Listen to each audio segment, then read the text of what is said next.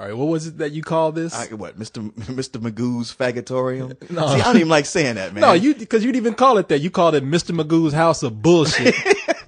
Yeah, I'm sorry. That's my actual name for it. Mr. Magoo's House of Bullshit. Fagotorium. Where'd you get that from? I don't know. That's so bad. I know it is bad. We'll call it Mr. Magoo's Nigatorium. How about that? Oh, that's just okay. I'm trying to weigh it. Balance the scales. There you go. We're not homophobes. We're even now. Exactly. Okay, so excuse me. How was the movie? Man, this movie. You know what? It's funny because you watch the commercials for this movie and you think it's going to be pretty wacky and zany. And either like a good, heartwarming, wacky and zany, like Willy Wonka and the Chocolate Factory, or just something just so crazy that you kind of go like, all right, it's just too much visual stimulation. Stimulation is the wrong word for this movie at all. This movie is just dull. Really? It is just extremely boring. It looked like Natalie Portman needed a paycheck. It looked like, and her and what's his name, Rain Man? Yeah, Dustin Hoffman. It's weird they would like dust him off to bring him out for a movie like this. Dust him off, man. He ain't that. Come on, he's been working. Dude, what? Meet the Fockers? That's about it. Okay, maybe you think about it. This guy was like of the 70s. He was like one of the greatest actors of the 70s. He was up there with De Niro and Pacino. And now he's Mr. Magorium. Yeah, he's running some kind of goddamn interdimensional toy store. Is that what this is? That's what it is, man. See, because it looked like Jumanji. Right. Well, see, that's another thing. I thought, you know what? I thought at worst this might be another Jumanji, like a lesser version of that. But I'm telling you, man, like Jumanji is, I don't know, it's a good movie compared to this. I mean, you sit there, okay, you know how like even a movie like Jumanji or Willy Wonka, how you have you have just like a bunch of crazy shit happening, but then you have these moments, these tender moments where it gets really human. Yeah. And the music swells, or there's some like kind of underlying sadness to it, for a moment to make it, to bring you back down. Well, this movie is pretty much all just that. Just those moments, those supposed to be touching moments for the whole, 100 minutes. You see, I thought this was going to be like, I'm not saying this is what it is, but I thought it was going to be like Natalie Portman got a hold of some bad shit and went into a toy store and just started tripping. And I'm not even wanting. Dude, I so wish it had been that. See, I don't even need the movie to be that, but that's what it kind of looked like to me. I mean, it's like they give you all the stuff about how you're supposed to feel bad about what's happening, but they never give you the setup for you to feel the magic of it. It's like they kind of tell you about it. I mean, it's basically the story of a guy who's been around, he's lived for several hundred years running this crazy, toy store where even Kermit the Frog makes a cameo appearance. But it's a random cameo. It's like you see him and you think it's somebody working a Kermit puppet, but it really is Kermit. But then he just kind of, they show him for a little bit, walking and talking, and he goes away. Even he was like, I'm getting the hell out of here. Yeah, exactly. I'm getting the fuck out of this movie. Even Kermit's just trying to get paid, man. This is some bullshit. I think that's exactly what he said. So wait a minute. Now, what's the deal with the store then? The deal with the store is this guy, after being alive for 300 years, he's a real goofy guy with crazy teeth. He just decides, I'm going to leave you the store because I'm not going to live no more, and I'm going to give you the store. So that's why you're supposed to feel sad. Now, this is not, I'm not spoiling anything by telling you that because he pretty much says that early on in the movie. Mm-hmm. And so it's her trying to convince him not to leave. She's going to take him out for one last day to show him all the wonderful things he misses. And part of her, her tour of life is dropping some bubble wrap on the ground and letting him dance on it. And he dances an Irish jig on some bubble wrap while the camera spins around and she gaily, isn't it wonderful? And he's like, yeah. So now you're going to stay, right? And like, no. Well, sound like to me, why don't she just take her clothes off and have sex with him? I mean, instead of like putting some bubblegum wrap on the floor. That would be the thing. I mean, if you wanted something to convince you to keep living, yeah. Yeah, bitch, take your clothes off. Yeah, a little ass would help. But some dancing on some bubble wrap is like, bitch, I could go to the post office and do this my damn self. Yeah, drop them drawers, come on. And I mean, I think they only hired Natalie Portman for this because she's the only actress shorter than Dustin Hoffman. No wonder they got Kermit the Frog. Yeah, exactly. And they got Jason Bateman in here as the straight man. He's hired to be the accountant who's going to assess the store for her to sell it, even though she's not supposed to sell it. It doesn't make any goddamn sense. So wait a minute. What I get here is it's a man who runs a magical store. They don't explain why it's magical.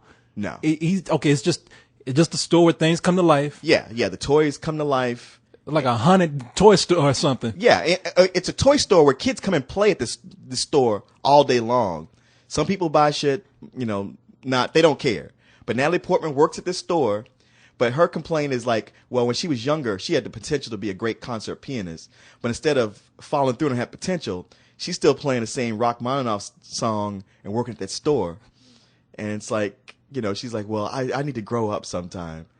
But even when she gets to do what she wants, she's still not happy. So I'm telling you, this movie, none of this is making any sense right now. I mean, the thing is, it's like you watch it. It isn't so much when you're watching it that it doesn't make sense. It's just like there's so little to it.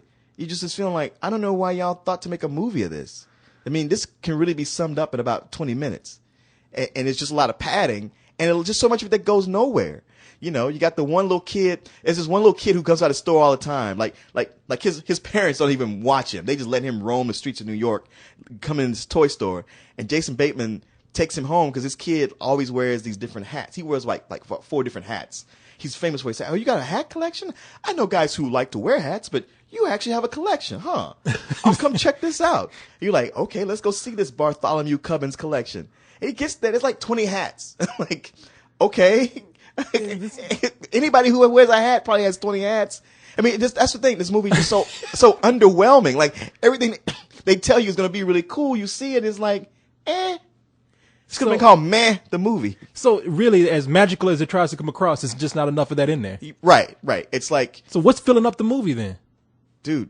A bunch of talking? Yeah, a bunch of talking, a bunch of swelling orchestra sounds where the camera spins around people and they smile. I mean, it's a good movie if you want to make, potential pedophile jokes about Dustin Hoffman and Jason Bateman. Because that's what I'm thinking. I'm thinking like Mr. Magorium. He has gas pumping through the ventilators and everybody's kind of tripping so he can just take advantage of whoever he wants to. Well, it's funny because like once he goes away, like all the color drains out of the store and everything's black. Almost like it's like it was a fire and everything's covered in soot. And Natalie Portman's like, well, I can't run the store. I don't have the magic. And I'm like, you know what, sweetheart? All you got to do is say, this is the Charles Adams garage sale store and just sell to goth kids. And you could have made a fortune. It doesn't sound like there's anything redeeming in this movie. You're really making it sound like some bullshit. I'm telling you, I mean, I wish I could tell you something good about this movie, but there's not. And even when it gets to the climax, it's something that's just so cheesy. And I hate to use the word cheesy because it's not a real description. That's like something, like these new generation kids like to say to just blanket cover things. But yeah, it's something you use when you don't know what else to say. Right. But this is sort of that where it's just kind of like, you got to be kidding. Y'all just going to like write shorthand for me and I'm supposed to fill in the blanks and be awed by it. I mean, it's this point where they really want you to feel the sentiment of it. And I'm like, there's nothing here to back any of this up. This is crazy. I mean, the big special effects scene is Natalie Portman conducting an orchestra that just like brings color to everything in the store. And you think there's going to be some kind of epilogue to kind of explain things and like, no, it's just over. Okay. This almost sounds like false advertising. I mean, it really is. Cause I mean, it looks like it's going to be a fun movie and it's just not. It's just completely boring. And you almost sit there watching it and you can't believe that there's nothing happening. But yeah, for an hour and a half, there's really nothing happening. Mr. Magorium sound like a drug dealer or something. I mean, man, you know what? See, when you say stuff like that, you make it sound interesting. It's not. It's not even interesting enough to make that drug dealer comparison. Like as much as I wanted to do that. Damn. I mean, how dull can this movie be, man? Mr. Magorium is actually the Sandman because he's good at putting you to sleep. Damn, man, you get nothing. So far, nothing good has come out of your mouth. Can you just say like the colors were bright or something? I mean, no, they weren't all that bright. The effects weren't all that good. There's a sock monkey that kept trying to molest Jason Bateman. That's kind of funny. Okay, I guess if you want that, I'm sold. Then I'm sold. A sock monkey trying to molest Jason Bateman. Getting molested by a sock monkey. That sounds fun to me. Yeah, okay. If that's all it takes for you, then there you go. I can see your quote right now. The best movie about sock monkey molestation ever out there. I mean, man, I know a lot of people hated Fred Claus, but I tell you, you would go see Fred Claus like 6 times again before you see this movie. Let me say it again. The sock monkey molestation movie of the year Yes. is what this could be. Yes, if you only see one sock monkey molestation movie this year, this is the one. Okay, now we got something positive out of that. I for that I would pay full price to see. I was called this some old bullshit. Okay, all right. So really, you sure about that? I mean, honestly. What about the children? I'm looking from the kid's perspective. Look, it's not like your kids won't like it because, you take a kid to something, they just happy to be out of the house. Yeah, exactly. But if you sit there through this with them, because you probably, I'm just warning the parents. I want to warn the parents because you probably think, hey, it's Dustin Hoffman. I'm going to go see this. It'll be like another Willy Wonka. Wrong. Really? Yeah. Okay. Damn. It ain't that at all. All right, man. Well, I'm sorry you had to go through that. So am I. Because Beowulf was kind of cool. Yeah, he saw Mr. what was this dude's name? Mr. Magorium's Mr. Wonder Emporium. Okay, he saw Mr. Magorium. I was over there having fun with Beowulf. I'm sorry about that, man. So, I'll take a hit for something one day. Drop a bubblegum wrapper. Hell, drop them draws. I'm sorry, that's sexist. I'm sorry. I don't mean that. I'm sorry.